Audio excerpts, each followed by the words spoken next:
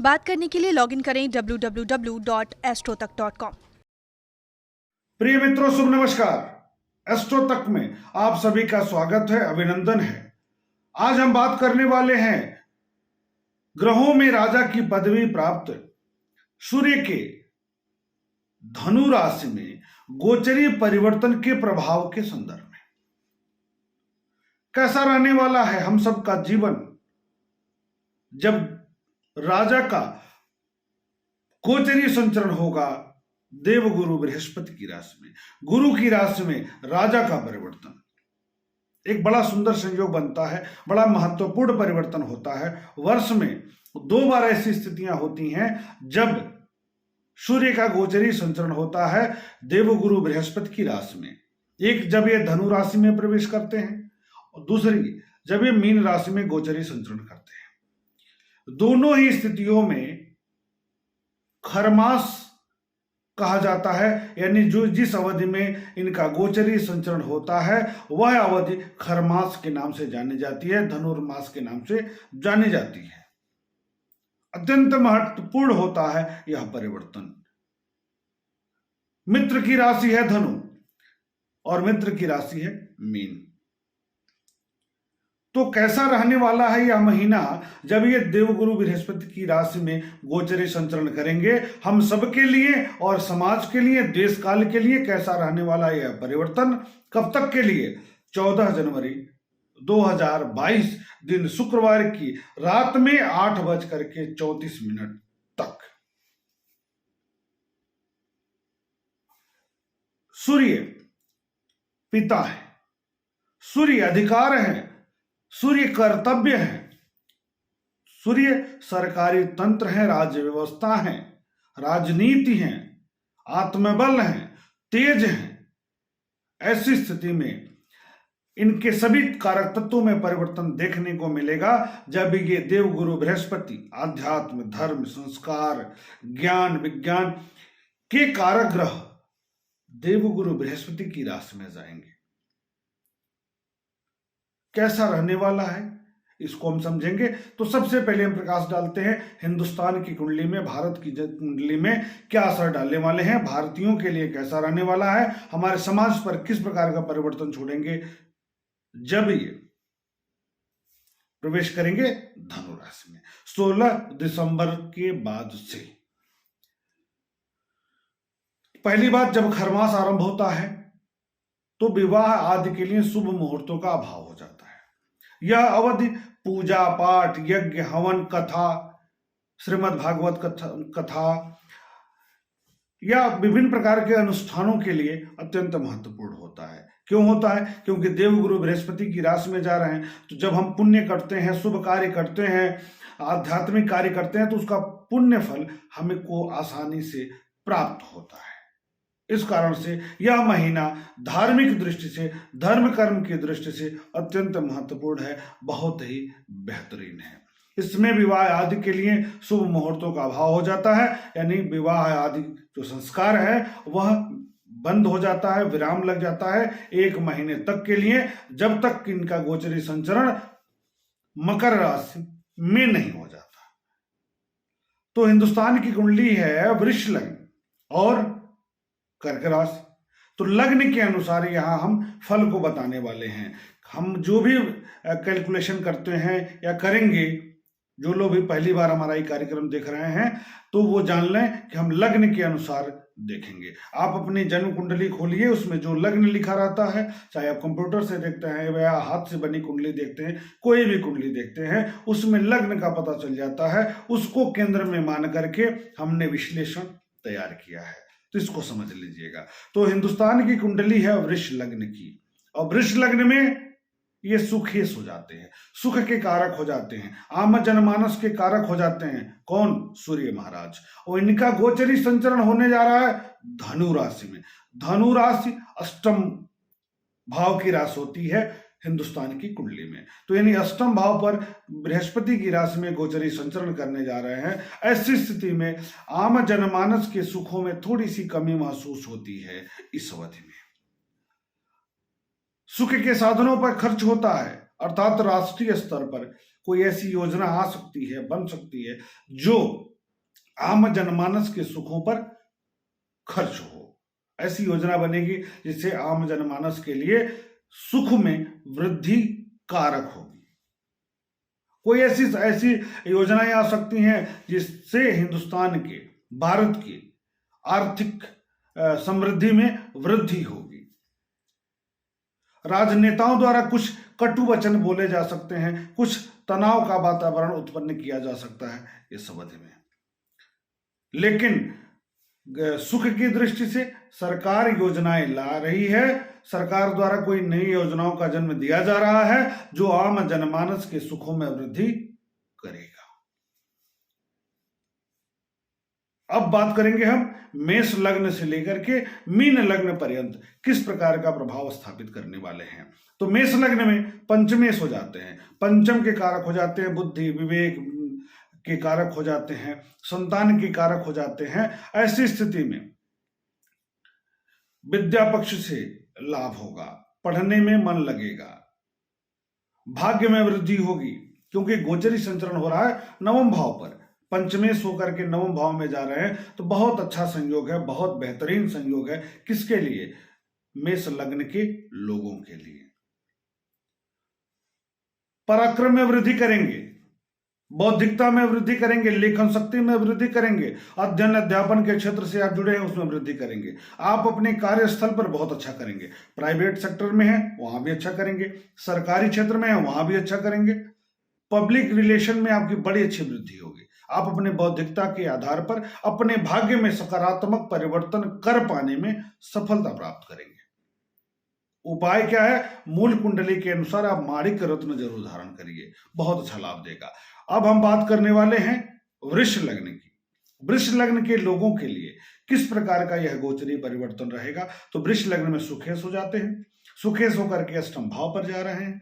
ऐसे सुख के साधनों को लेकर थोड़ा तनाव का वातावरण उत्पन्न होगा, माता का स्वास्थ्य खराब हो सकता है, घर में कोई कंस्ट्रक्शन के कार्यों पर खर्च कर सकते हैं आप, वाणी पर आपको संयम बरतना है, इस बीच में वाणी में तीव्रता हो सकती है, परिवार के नजदीक जा सकते हैं, दूर होंगे तो परिवार के नजदीक जा सकते हैं।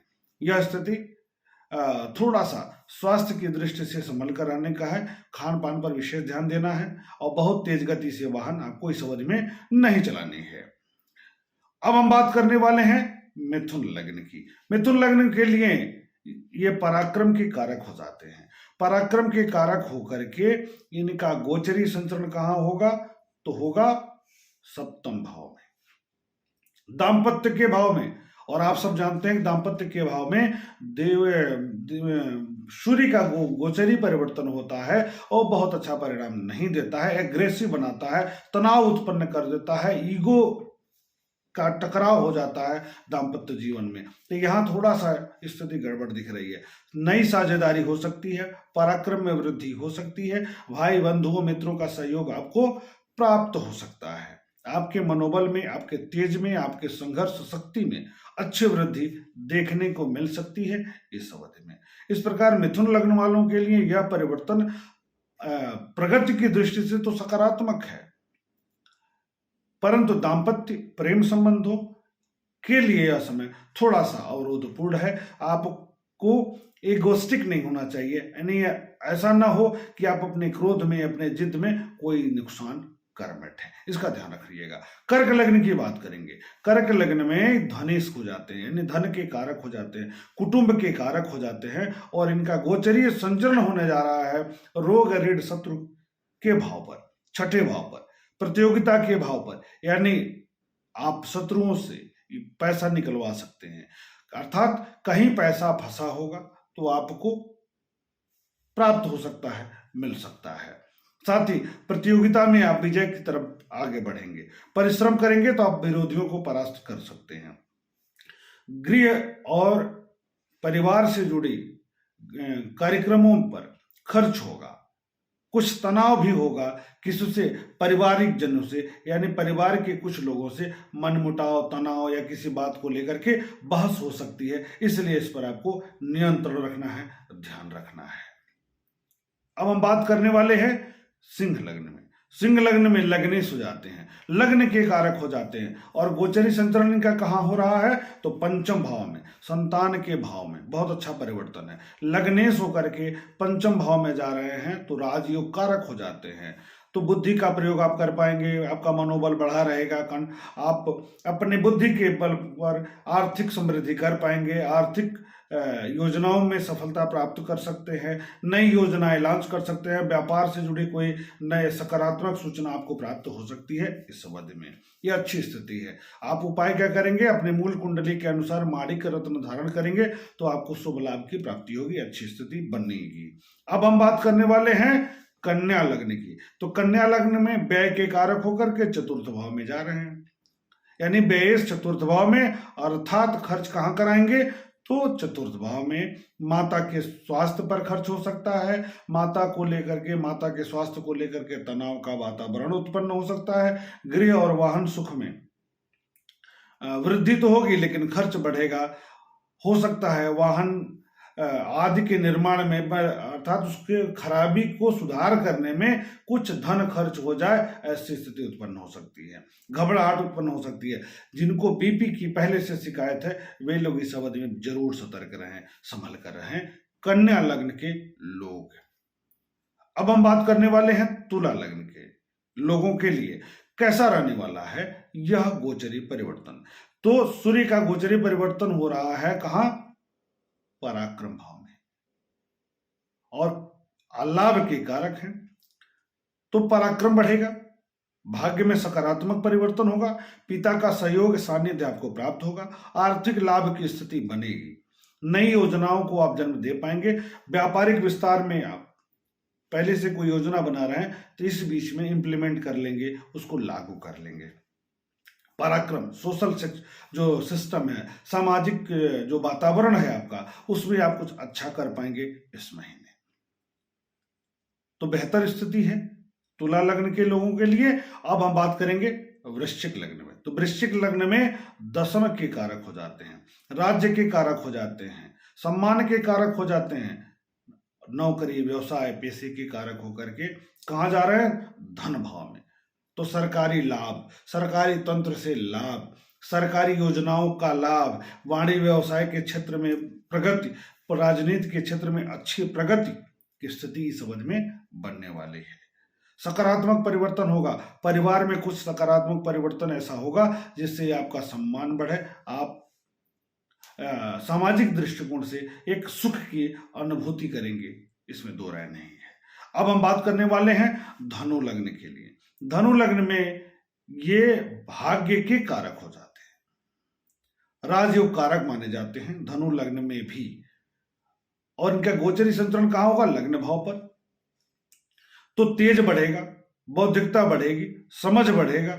सरकारी तंत्र में है तो बहुत अच्छा लाभ प्राप्त करेंगे, प्राइवेट सेक्टर में है तो आप अपने उच्च अधिकारी से लाभ प्राप्त करेंगे, सहयोग प्राप्त करेंगे, भाग्य में परिवर्तन दिखेगा, सकारात्मक परिवर्तन दिखेगा।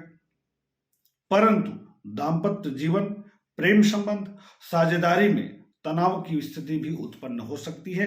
किसके कारण? आपके अतिवादिता के कारण। आप अपने आप को एक एग्रेसिव स्थिति में पाएंगे, आपको लगेगा कि नहीं यह कार्य मेरा होना ही चाहिए। यह जो शब्द है वह दूसरे को ठेस पहुंचा देगा, और कहीं ना कहीं आपको लगेगा कि दाम्पत्य जीवन, प्रेम संबंध या कुछ खास लोगों से तनाव की स्थिति हो सकती है। ऐसी स्थितियां बन सकती हैं, आपको धैर्य रखना है, ध्यान देना है। मूल कुंडली के अनुसार आपको माणिक रत्न धारण करना लाभदायक हो सकता है। अब हम बात करने वाले हैं मकर लग्न की बात करेंगे। मकर लग्न में व्यय भाव में जा रहे हैं, किसके कारक होकर? अष्टम के। अष्टम के कारक होकर के व्यय भाव में जा रहे हैं तो यह स्थिति अच्छी है, खराब नहीं है। रोग ऋण शत्रु पराजित होंगे, यात्रा का संयोग बनेगा, यात्रा पर खर्च होगा। विदेशी यात्रा के लिए भी अगर आप सोच रहे हैं तो आप कर सकते हैं, परंतु आंखों की देखभाल आपके लिए अत्यावश्यक है, क्योंकि आंख की समस्या इस अवधि में हो सकती है। प्रतियोगिता के क्षेत्र में अच्छी वृद्धि देखने को मिल सकती है, पर आपके परिश्रम का परिणाम प्राप्त हो सकता है। स्वास्थ्य पर खर्च भी बढ़ेगा थोड़ा सा, इसका भी आपको ध्यान रखना है। तो खान पान पर आपको विशेष ध्यान देने की आवश्यकता है।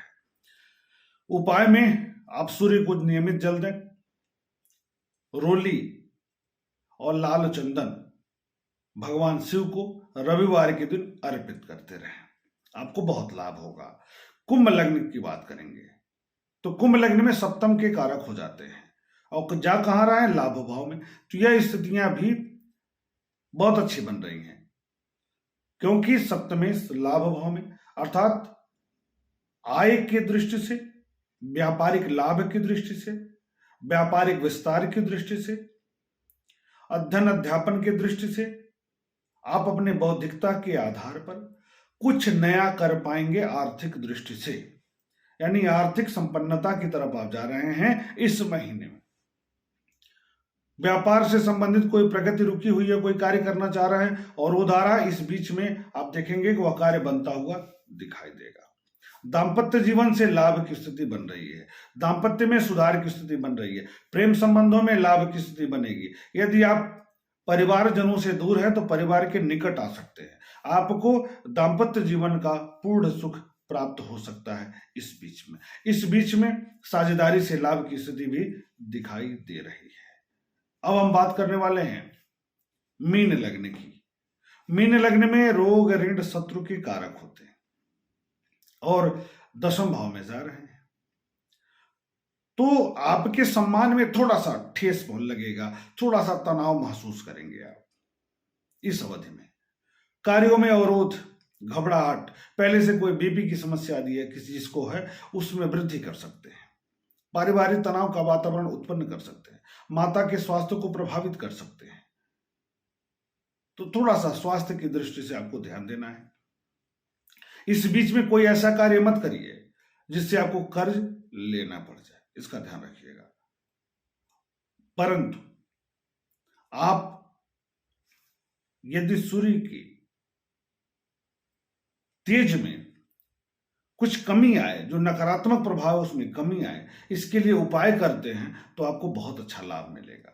लग्न के अनुसार मैं बता रहा हूं, तो जो लग्न है आपका मीन है तो आप कुछ नहीं करिए, रविवार के दिन 11 बादाम किसी भी हनुमान जी के मंदिर में या प्रभु श्री रामचंद्र जी के मंदिर में अर्पित करते रहिए, चढ़ाते रहिए 11 बादाम रविवार के दिन। तो आप देखेंगे यह गोचरी परिवर्तन नकारात्मक प्रभाव बहुत कुछ नहीं दे पाएगा। इस प्रकार मेष लग्न से लेकर के मीन लग्न पर्यंत किस प्रकार का प्रभाव स्थापित करेंगे देवगुरु बृहस्पति की राशि में सूर्य महाराज, इसकी चर्चा हो गई। सूर्य का यह परिवर्तन सकारात्मक होगा, लेकिन एक नियम बनाना पड़ेगा। सूर्य तेज है, पिता के कारक हैं, तो पिता का सम्मान करिए। आप जहां भी कार्यरत हैं वहां वरिष्ठों का सम्मान करिए, अपने अधिकारियों का सम्मान करिए, उनके आदेश का पालन करिए। तो आप देखेंगे बहुत ही सकारात्मक परिवर्तन इस अवधि में होगा आप सबके जीवन में। तो शुभ हो यह महीना,